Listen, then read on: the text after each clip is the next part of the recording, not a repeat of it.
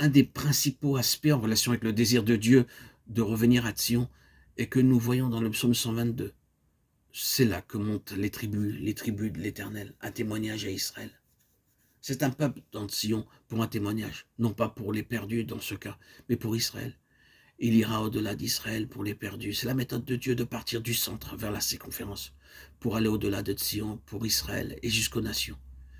Mais ici, pour l'instant, nous sommes limités au premier niveau du témoignage, de Sion à Israël, uniquement Israël. Maintenant, cela est vrai dans son principe, et c'est le rappel d'une ordonnance établie par Dieu. Nous sommes au commencement, quand Israël fut constitué comme une nation.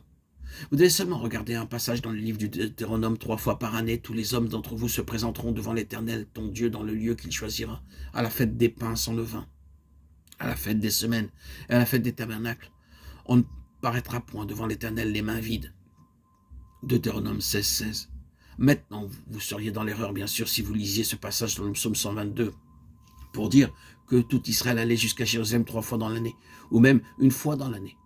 Pour commencer, ils ne pouvaient pas tous aller à Jérusalem, ils ne pouvaient pas tous loger à Jérusalem, mais ils y montaient sur la base de leur représentativité. Tous les mâles y allaient 3 fois par an, tout Israël représentativement y montait.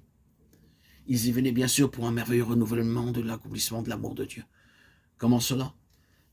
Le grand prêtre était là avec les noms des tribus sur sa poitrine, sur le pectoral. Ils étaient là, devant le Seigneur, dans l'amour du souverain sacrificateur, l'amour de Dieu en Christ, les portant tous sur son cœur. Sur ses épaules, leurs noms encore étaient portés, la force de Dieu en Christ, les soutenant tout au long de leur vie. Ils venaient pour saisir de manière renouvelée l'amour et la force de Dieu en leur faveur, dans le souverain sacrificateur.